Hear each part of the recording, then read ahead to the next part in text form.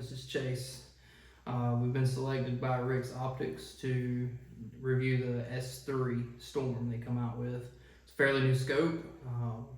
They sent it to us in the past few weeks. We've had it about 3 weeks now. Yeah, something like that, 3 weeks. So we've had it. We've been hunting with it.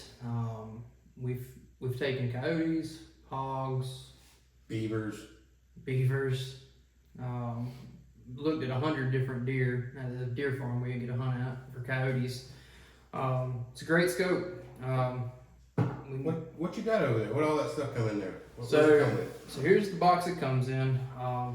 The Rick Storm comes with a cover for it, which is a neoprene kind of feel to it. Really nice. It comes with hot hands, or not hot hands, but targets that has stickiness on the back. So it's basically a hot hand with a sticky on the back. Put it up on a board, and honestly, they work decent. I didn't particularly care for them at 100 yards. They kind of get difficult to see in the daylight. Yeah, I used a couple of them, and I had to use like 3 of them to really get a good, at about 100 yards, so I can get a good target to look at. Yeah, and I will say it's not just the scope having a hard time picking them up. I run the L6 as well, and I had a hard time with these as well during daylight hours. Nighttime, they work fine. What else you got over there? Comes with a microfiber cleaning cloth, a ring that goes on the adjuster, so it makes it a little bit easier to grip when you got gloves on, stuff like that. Dual battery charger with cable, and an Allen wrench. I guess the Allen wrench goes to the bottom here, so you can take this off. So the great thing, in my opinion, about this scope versus like your traditional scope like the L6 and stuff would be that you can use this as a monocular, like a scanner or a scope. And we used it both ways, correct? Yeah, we've searched different fields. We have probably 7,000-8,000 acres that we look at. So we hunted with it. We've just used it as a scanner. It works great. Evan, give some light on what we see out there. So it was picking up the deer. Obviously they're glowing nice and bright. Coyotes didn't have any issues with the fur thickness causing any issues with the heat sensors for that. And then cats, but easily you can ID them at a pretty decent distance. I'd say like 200-300 yards.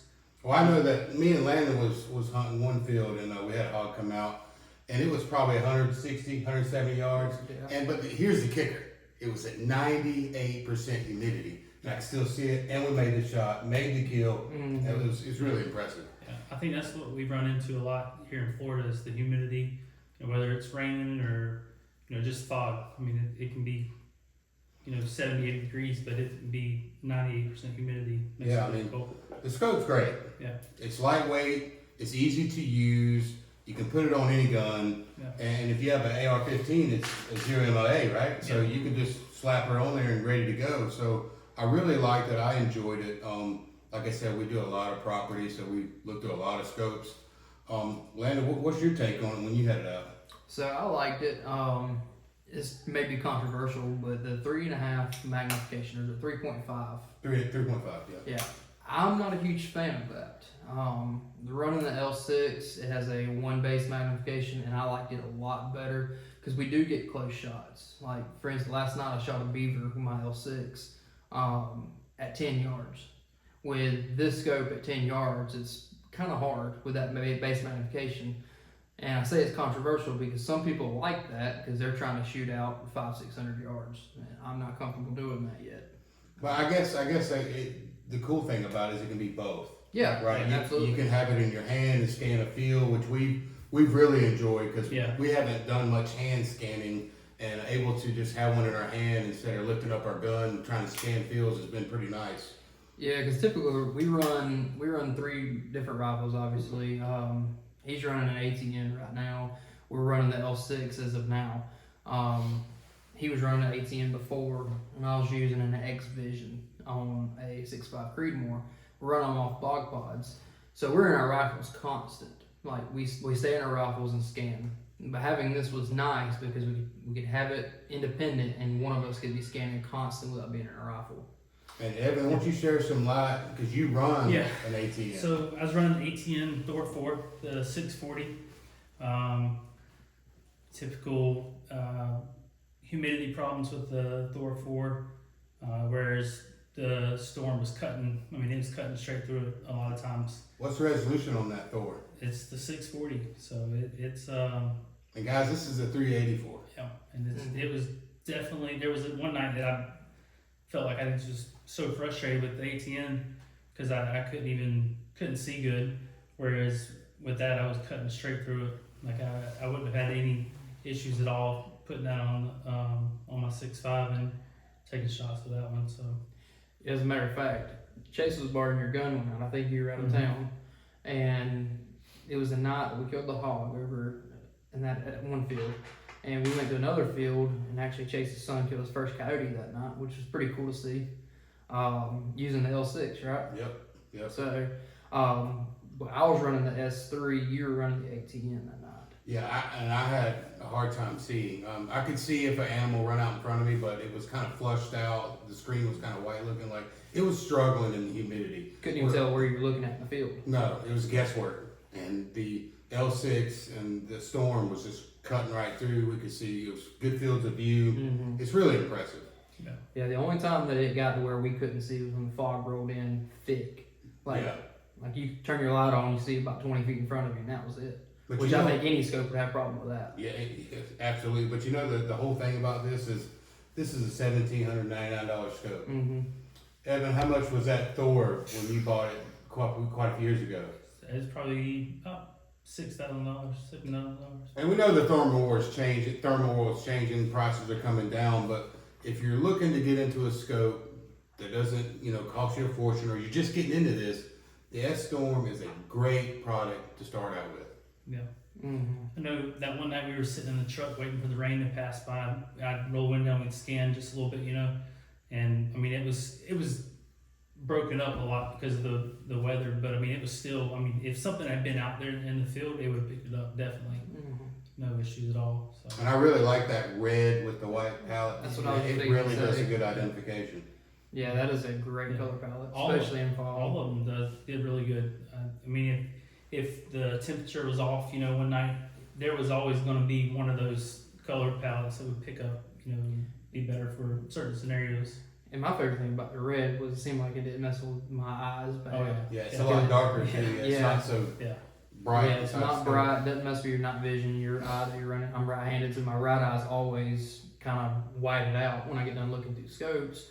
So that red really, really helped with that. And the animals glow white with that red, so they pop. Yeah. Well, y'all got anything else? We need to. Think, Did you have the specs? No. I mean, I can pull them up on the phone. Yeah, let's do. Just pull those up. And once he gives you the specs, we'll kind of go over. Is there anything else left in this box, or is that everything? And also, it does come with 2 batteries. Yeah. So, And it comes with a lens. Comes with the cover too, a cup. So honestly, I don't know. I don't like running these. I don't know about y'all. I haven't been a big fan of them. I've taken them off all of them though. Yeah, I've taken it off every scope I've ever had. It's just I don't know. Something about it. You got to be right behind it. Whereas if you don't, you can kind of play with it a little bit. There's your sports. All right. So the resolution is 384, 288 pixels. It's at 12. Is it microns? I believe. Frame rate's 50. Objective lens is 35. Optical zoom's 3.5. Then field of view is 7.5 by 13 at 100 yards. So it's a 1:4 digital zoom. And then the display in the actual scope is a 1024 by 768. For $17.99, I don't think you can beat that. No, No. it's clear. No, it's super clear. And how long we run it? 3 weeks. Yeah. I think it has a pretty decent battery life, considering Yeah. you're only running one 1860. I mean, you can change the battery out in no time. A couple seconds, you can change the battery out. And it does have standby. And Yeah. me and Evan Yeah. And we all run the standby mode on the L6s, and they work great. And that's if you use that, the battery lasts Yeah. 2 or 3 times longer, so it makes a big difference. So he said quick battery change, pop that cap, pop the battery out, get a new one, put it back in, and get it right. Now you're back ready to go. Yeah. Scope turns on quick, and I know with this one and the L6, it turns on way quicker than that X Vision I was running. It seemed like it took forever for that other scope to turn on. Which, not knocking X Vision, there is a decent scope for the price too, but it's nothing compared to this.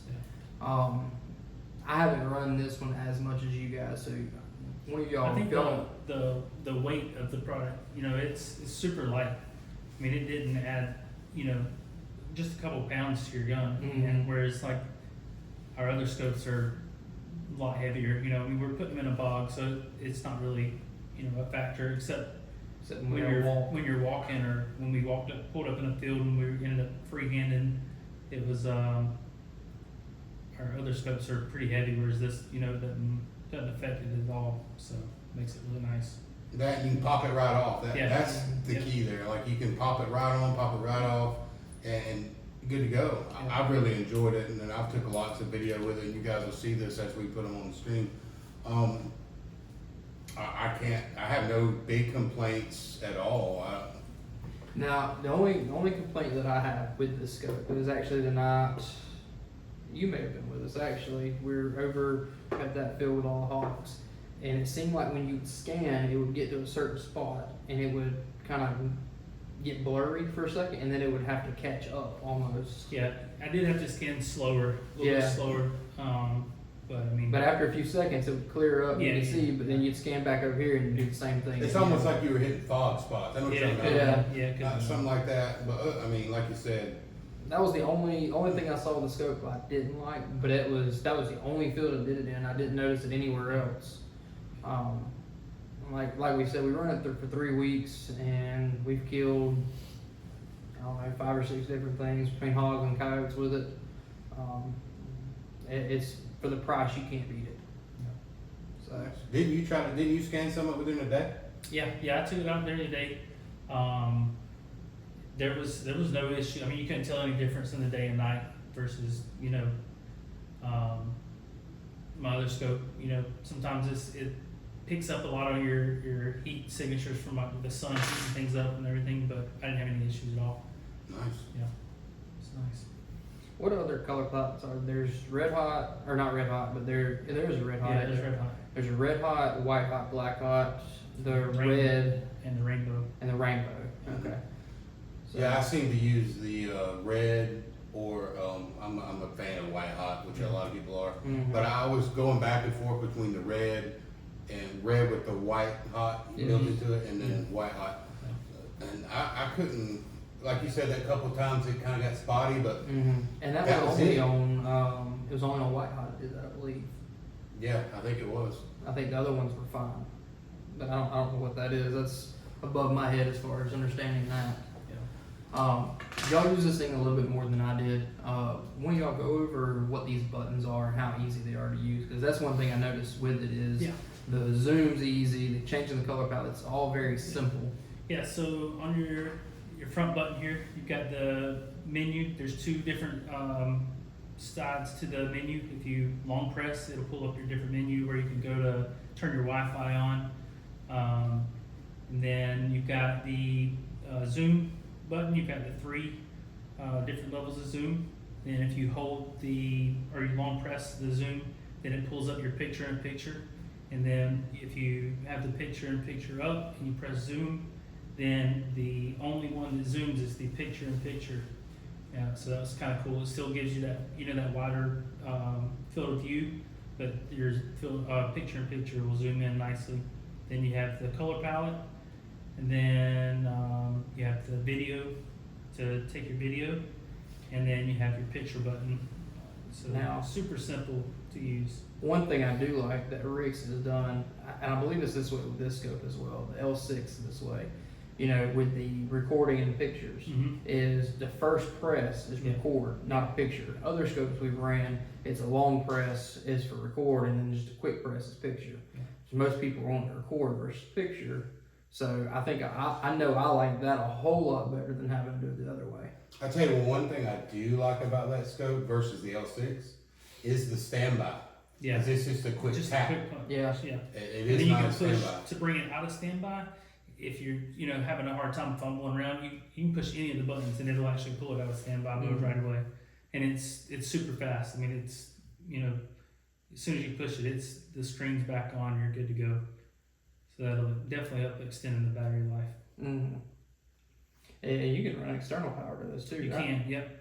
So on the side, it's got a little port for the USB-C, and you can plug in if you have a battery pack. I know Chase runs a battery pack on his, so you can plug it in and then extend the battery life all the way up through the night. You guys got anything else to do? No.